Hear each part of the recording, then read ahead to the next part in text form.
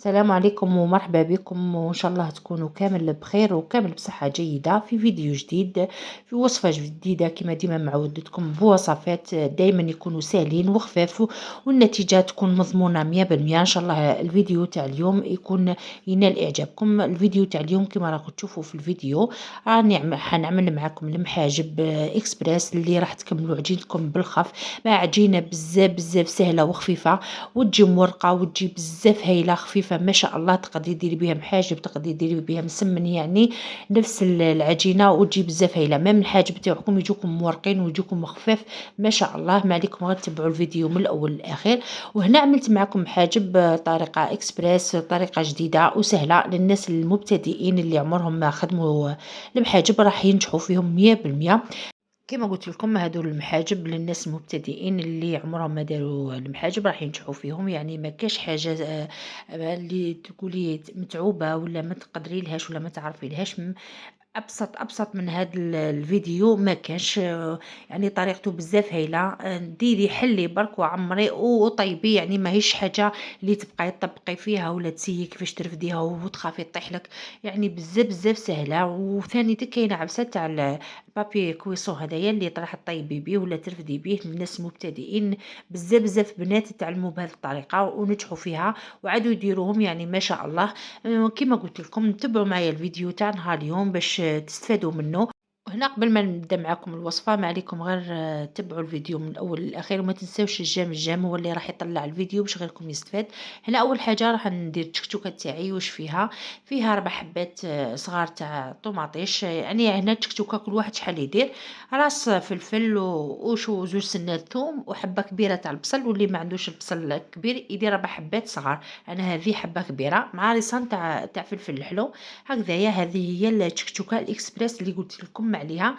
هنايا بلا ما تتعبي، بلا ما تقطعي البصل تاعك بالموس وعينك يحرقوا، ما تتعبي معاها ما والو. ثم تكمليها ديريها كلش في الاشوار، ارحي كلش في الاشوار وطيبيها. راح تجيك واحد التكتوكه بزاف بنينه هايله. كيما راكم تشوفوا انا قطعت هذه الحبه تاع البصل. كيما قلت لكم انا هذه الحبه تاع البصل كبيره بزاف، على ذيك درت حبه واحده. وانتم لا كان عندكم بصل صغير ديروا 4 5، يعني كل واحد شحال يدير تشكشوكه تاعو على حسب افراد العائله. هنا درتها في الاشوار ورحيتها.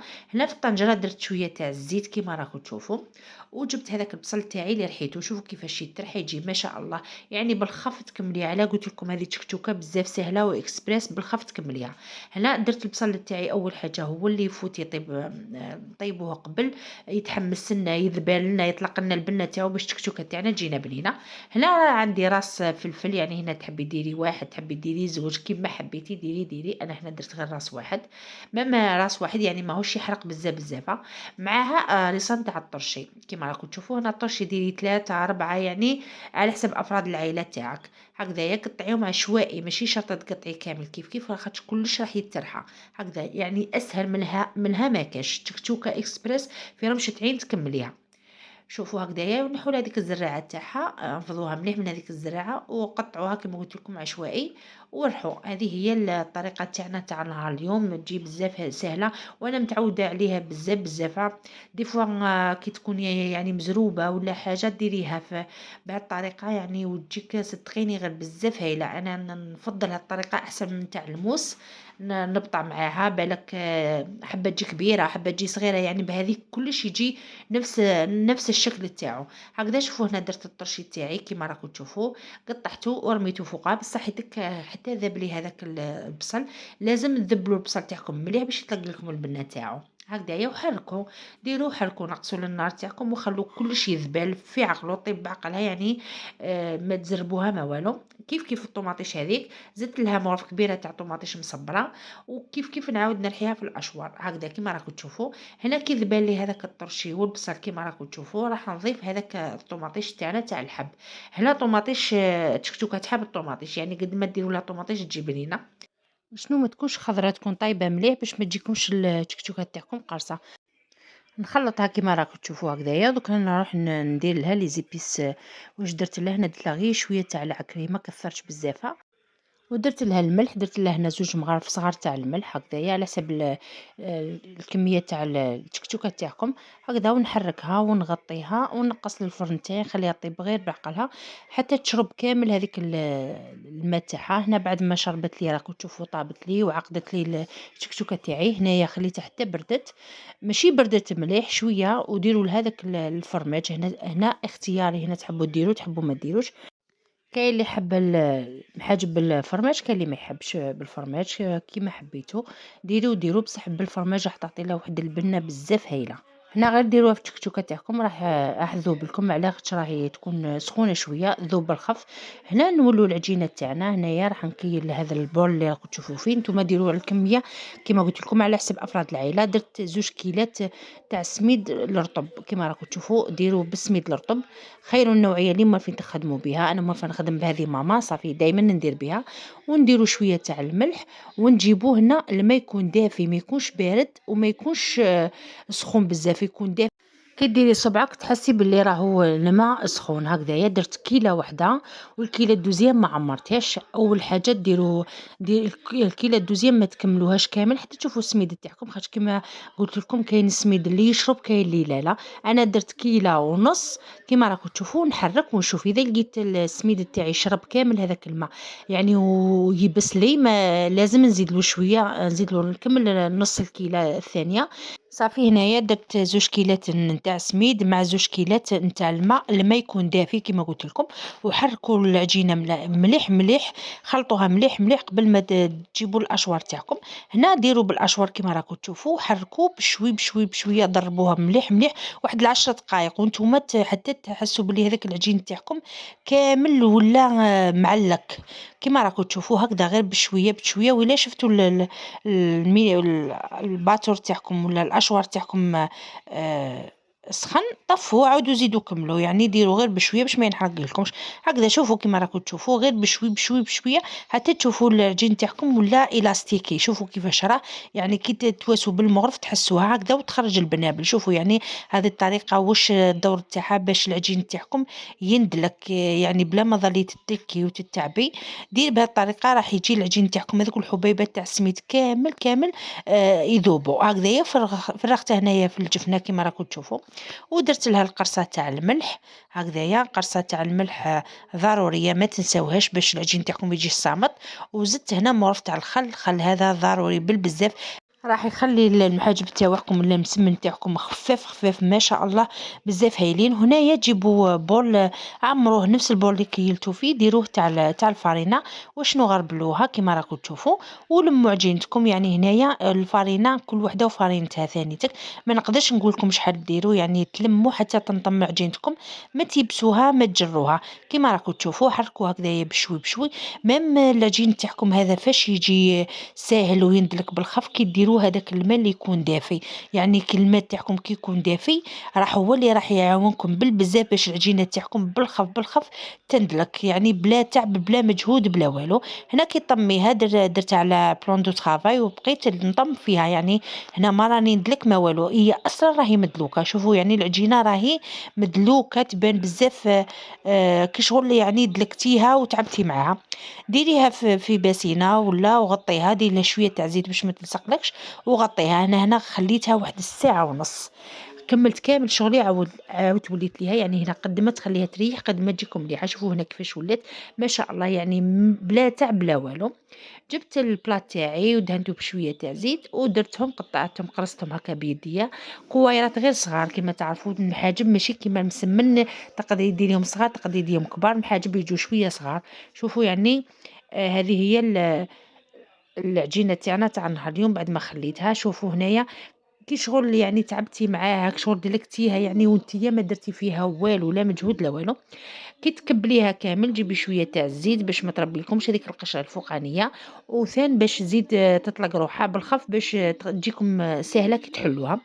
غطيها بساشي وخليها. هنا خليتها انايا واحد ساعتين، ساعتين نتيا تقدري تخليها حتى نص ساعه ساعه، يعني على حسب الوقت اللي عندك. هنا بعد ما خليتها ساعتين كيما قلت لكم كنت مشغوله يعني وخليتها ريحت مليح مليح. نجيبو بالحبه كيما راكم تشوفوا، الباقي نغطيه باش ما يدخلوش الهواء ما يبسن. نجيبو الزيت. أنا غطست العجينة تاعي في الزيت باش ما نضلش ندير من التحت ومن الفوق، يعني نغطسها ضربة واحدة. وهذه هي التكتوكة تاعنا بعد ما بردت لنا. لازم تخلوها تبرد مليح مليح باش ما تقطع لكمش العجينة كي تجو تعمروا بها. هكذا شوفوا، يعني قد ما تخلوها تريح قد ما تعطيكم الطوع وتنحل لكم بالخف بالخف. شوفوا هذوك الفقاعات اللي خرجوا لنا في العجينة، هذوك علاه العجينة يعني تاعنا راهي ناجحة، راهي مدلوكة ما شاء الله. وانت ما تعبتي فيها ما والو، غير بالبغا ميكسور كيما راكم تشوفوا. ولا العجينه تاعك ندلكت وجات ما شاء الله، يعني تجبديها ما تتقطع ما والو. شوفوا كيفاش تجي سهله. وثاني يعني الحاجه اللي لازم باش ينجح لكم المحاجب ولا مسمن، تخلوها تريح، يعني تخلوها ساعتين 3 سوايع، يعني ما راح يصرى لها والو والو. شوفوا كيفاش جبدت عجينتي، يعني هنا ما جبدتهاش، قادره نزيد نحلها اكثر من هكذايا. راكم تشوفوا في هذيك الفقعات اللي راهم يبانوا هنايا، معناتها العجينه تاعنا راهي ناجحه 100%. راهي ندلكت ما شاء الله كما قلت لكم. تجي بزاف هايله بلا تعب بلا مجهود بلا حتى حاجه، يعني بالخف تكملي المحاجب تاعك. هنا طبقي العجينه على من جهه وديري هذاك الحشو تاعك كما راك تشوفي، ولا تقدري تطبقيه من الجهه اللي منا ومنا وديري الحشو من الفوق، يعني كل واحد كيفاش يدير الحشو تاعو وطبقيه هكذايا. شوفوا كيفاش تجي بزاف سهله، يعني هنا ما تزيديش تحليها. كي تحليها كبيره وتواسيها، غير طبقي الحبه تاعك بلا ما زيدي تحليها بيدك. هنا جبت الطاجين تاعي خليته سخن مليح ودهنته بشويه تاع الزيت، وحطيت الحبه تاعي تاع المحاجب كما راكم تشوفوا.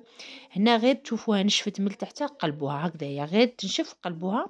وكما راكم تشوفوا باش تتنفخ لكم العجينه تاعكم وما تخلوش باش حتى تيبس لكم هكذايا. وهنا اللي تحبوا تدهنوها بشويه تاع زيت من الفوق دهنوها هكذايا حتى تكملوا الحبات تاعكم كامل، يعني تجي ما شاء الله سهله سهله.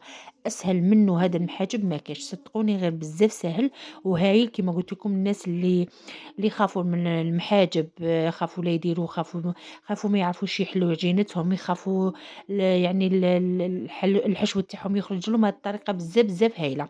شوفوا هنايا كيفاش راهي تتنفخ وتجي ما شاء الله وخفيفه خفيفه ما شاء الله. يعني كي تمسي الحبه تاعك شغل ما فيهاش تكتوكه لداخل، تجي كيما الحبه تاع المسمن. وهذه الطريقه الثانيه كيما قلت لكم الناس اللي ما تعرفش دير، اللي ما تعرفش دير المحاجب، الطريقة الأولى دير هذه الطريقة. هذه الطريقة بزاف بزاف هايلة، طريقة جديدة وهايلة، يعني ما شاء الله عجبتني بالبزافة. كما قلت لكم مام الحبة تاعكم تجي شوية كبيرة وتجي هايلة، يعني تجي معمرة بالحشو. ثاني تك يعني سهلة سهلة سهلة تكملي كامل عجينتك بالخف. هنا تجيبي بابي كويسو وتقطعيهم في زوج نجم، نفس الحجم، يعني تقطعيهم شويه كبار باش يجيك الحبات تاعك كبار. والعجينه تاعك تكون شويه صغيره على الحبه تاع المحاجب اللي درناها المره الاولى، باش تقدري تحليهم رقاقه. هنايا لازم تكون الحشو، العجينه عفوا تكون رقيقه باش يجيك الحبه تاعك تاع المحاجب تجي مليحه. يعني الا خليتي العجينه خشينه راح تجيكم الخبزه تاع المحاجب تجيكم خشينه.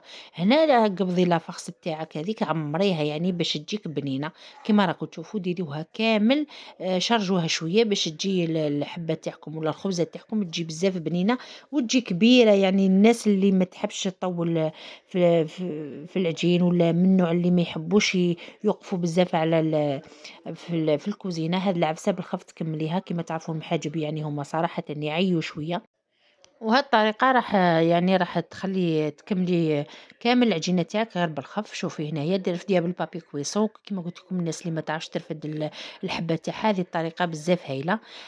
كي طيب لك من تحت عاودي قلبيها وزيدي نحي البابي كويسون الفوقاني حتى تحصلي على خبزة بزاف هايلة وتجيك متساوية وتجيك بزاف هايلة. شوفي كبيرة، يعني راكم تشوفوا الطاجين تاعي كبير وهكذاك والحبة جات قيسو، يعني الحبة تجي كبيرة. هنا باش تقدروا ترولوها ولا تقسميها حتى على 3 مرصوات تجيك بزاف هايلة. هنا تجيكي هذيك الفطيرة المحشية اللي نحشوها بلا فارس ثاني تاع اللي نطيبوها في الطاجين هكذاك نفس الطريقة. برك الأخرى تجي مدورة وهذه تجي كاري تجي كيما المحاجب هكذايا هنا ديروا لها شويه زيت في الاطراف وفي الوسط شويه باش يحمروا لك هذوك الجوانب ما يبقاو لكمش خضوره. هكذايا كل ما تشوفوها طابت قلبوها. كيما قلت لكم تجي بزاف خفيفه هكذاك راني نمس فيها وخفيفه خفيفه كي شغل ما فيهاش الحشو الداخل يعني قد ما العجين تاعك قد ما يريح راح يعطيك نتيجه مليحه ما يجوش المحاجب تاعك ثقال. يعني هنا تقدري تاكلي 3 4 نورمال ما تحسيش باللي المحاجب تاعك راهم ثقال. خاطش علاه العجينة تاعنا راهي مدلوكة مليح مليح وراهي مفتوحة رقيقة قد ما تفتحيها رقيقة قد ما راهي يعطيك النتيجة مليحة. هكذا شوفوا كيفاش راهي طابت جات ما شاء الله حمرة واحد الريحة ريحة يعني ما شاء الله تاع هذيك التشكشوكة تاعنا اللي طيبتها معاكم. شوفوا هنايا بعد ما طابت هكذايا نرفدوا الحبات تاعنا تقدري تطبقي على 2 على 4 يعني كيما حبيتي. والحاجة اللي مليحة مليحة فيها كيما قلت لكم تكملي عجينتك بالخف ما تقلقي ما والو. هنا حنعاودها معاكم غير بالزرب. شوفوا هنا قد ما تطولوا هذاك البابي كويسو قد ما ديروا الحبة كبيرة قد ما تكمليها بالخف وتجي بزاف بزاف هايلة. ومن بعد كي طيبيها روليها كي الحربوش وعاودي قطعيها على 2 على 3 وحطيها في الطبسي تاعك يجي بزاف هايل.